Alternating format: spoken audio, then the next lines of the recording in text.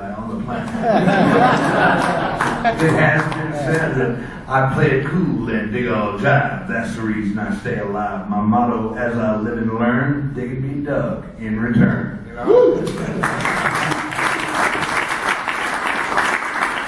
I got to go on just a little bit, but I have a new focus in my life that I kind of want to let y'all in on. Okay, I was in Hurricane Camille. I was in the tornado destroyed my house in '78. I was in Hugo. I was in Rita, Katrina, Ivan, a bunch of other ones, Northridge earthquake, this, that, and the other. And when I come to the desert the other day, I bring flood waters. So I'm just saying, and you might want to ask yourself, is this guy touched? But no. The new driving force in my life, I'm all about truth now and being real with myself and being real with other people. So, and it's through my experiences that I want you to do this, but through my experiences, what's always helped me, has been my Lord and Savior, Jesus Christ. There's a verse to a song that, He never promised that the cross would not be heavy, that the hill would not be hard to climb. He never offered victories without fighting, but He said the hope would always come in time.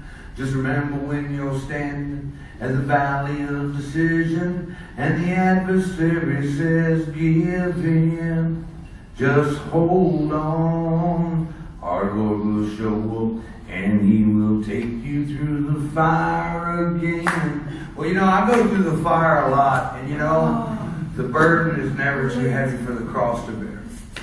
Remember that. But a lot of times in my life, it felt like I was having to do things alone, and I never was. He was always looking out for me. This Friday night or Saturday morning, it's going to be at 1 a.m. Pacific. So whatever it would be after that. I just did a television show. It's called Victory Road with Lee Bent Ministries.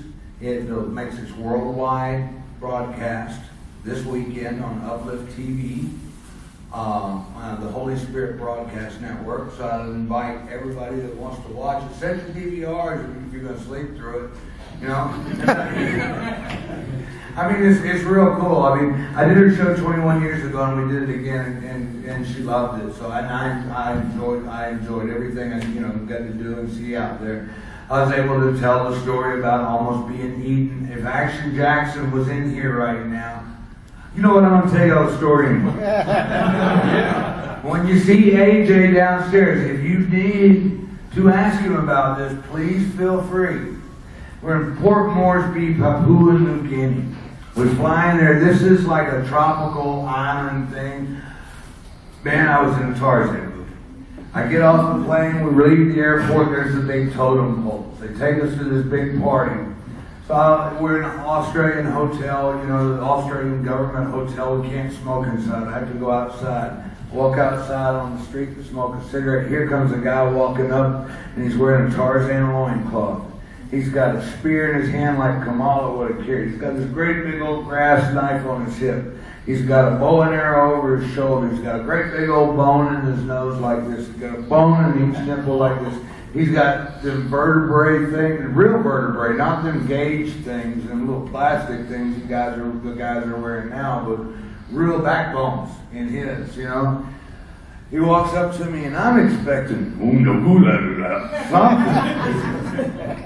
He walks up to me and he goes, "Pardon me, mate, could I bum a smoke from you?" And I'm like, "Damn! You talk better English than me." I give him a cigarette. He walks on, As he walks on, my eyes fall him. I can't believe that. Wow. I turn around, and here comes a lady. And she's walking, and she's got one of them serape things, the waist things that they wrap around. She's got one of those on. She's nursing a baby on one breast. And my hand to God, a piglet on the other. Okay? She walks by, and then I realize I'm, not in a secure area. So anyway, That's when I found out a pig's life is more than a human being's. So the next day they have this autograph session. Now they got this little ring built about like this big, and I'm standing there inside the rope signing autographs. All the people are only this tall. You know, there's something to see, watch run up a coconut tree too. I mean, just run right up a coconut tree. So anyway, I'm signing autographs, and after about an hour and a half, I wanted something to drink and use the restroom. So I'm coming back. Well, the people hoisted me up, and they picked me up like this. And they're carrying me out of the arena grounds. The Australian Army has to be called. And they come running out there and they're shooting people with rubber bullets and beating them in the head with clubs and these huge Rottweilers that you could have put a saddle on their back are dragging people off by their head. And I'm sitting there, wow. And, you know, they got me picked up. Well, they drop me down. They get me in the Army transport. The major says, "Oh, mate, you watch Boog's Booty?" And I said, "Who?" "Boog's Booty." I said, "Bugs Bunny?" And he's like, "Yeah." He said, "You know the one with the little Ethiopian dude?" And I said, "Yeah." He said, "There was a big black pot in your future, mate." I was like, "What?" And he said, "Yeah, they were going to eat me. They were going to boil me up, eat me, and so my spirit could live through them." I kid you not. Ask AJ. So that kind of scared me, put a little bad mojo on it. Anyway, so that night we're in the big sports, the soccer arena, and I got somebody in a headlock. And I'm sitting there, and I've been in the ring for a while because you had to work a singles match and then a tag match, and both matches were like 40 minutes long. So in 110 degree tropical heat. So I got a headlock, and the people, they bust down 100 yards of wrought iron fencing. Busted down over there. They're coming, here comes the Army and everything. I got a guy in a headlock. And then the next thing I hear is pat. I don't know what that is. So I reach out to tag AJ, and AJ is like this. He's got 1 foot on one side of the corner and 1 foot on the other side. He's got the post here, and he's leaning back.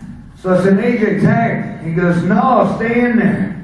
And I said, "AJ, come on, tag me, let me catch my breath." And he goes, "No, stay in there." He said, "They're shooting. You're a smaller target than me." They're shooting? Hold on just a second. I just let the headlock go, dove out of the road, climbed up underneath the ring. So I'm sitting up underneath the ring by myself. You know, it took a couple of minutes for them to figure out that I wasn't coming back.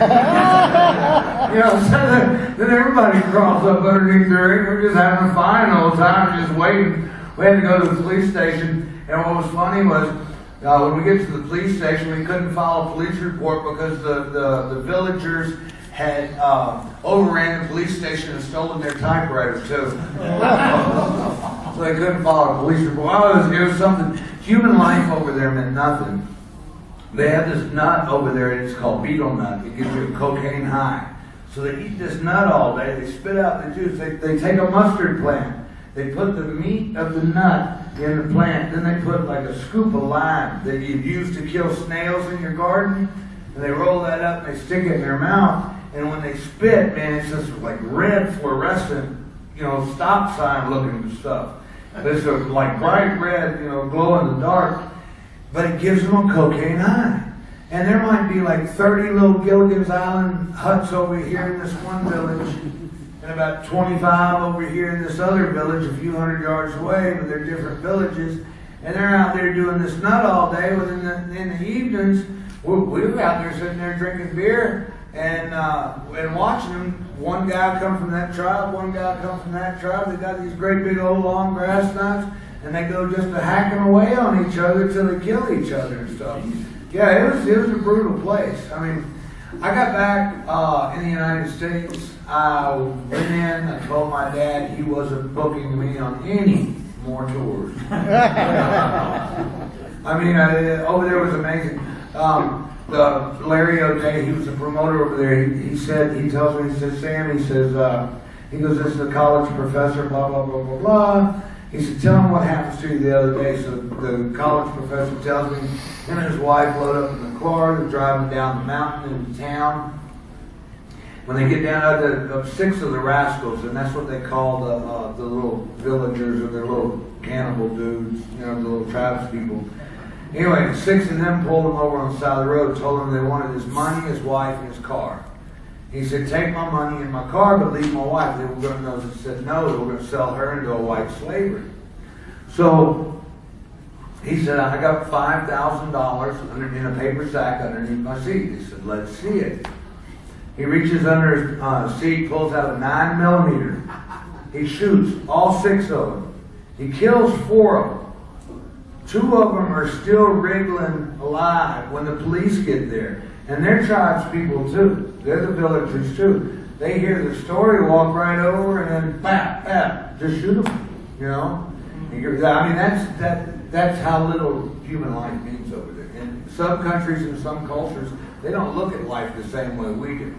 Now, this is a real important part, y'all. I'm about to close up. And I hope y'all had fun, but I lived in a gated community with some of the worst individuals that you could ever think of.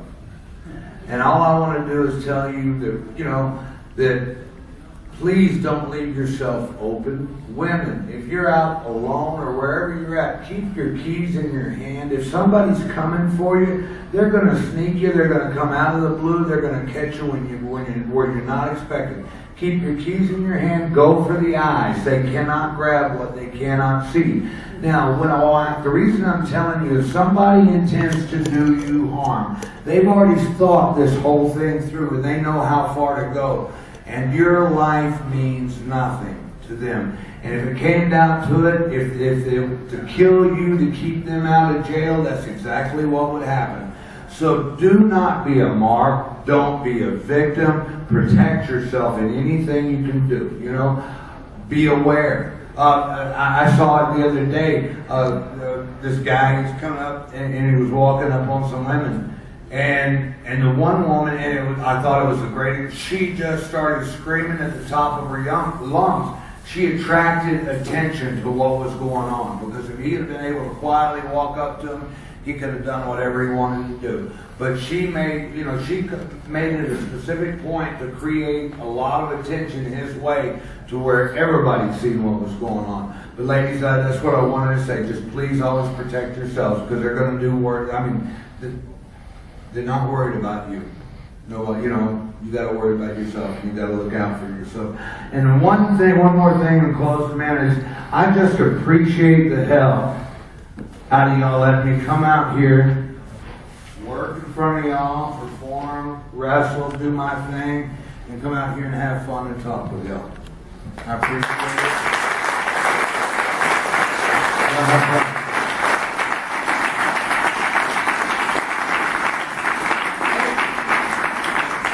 I gotta tell you one other thing I want to say. You know, world title hanging on your wall, or all the completion forms of all the different rehabs that I've been through. This world title here, just, you know, these are all accomplishments. These don't define the person I am in my heart. These are accomplishments, and these are things I've gained, but they don't define the real me. The real me's right here in front of you, y'all.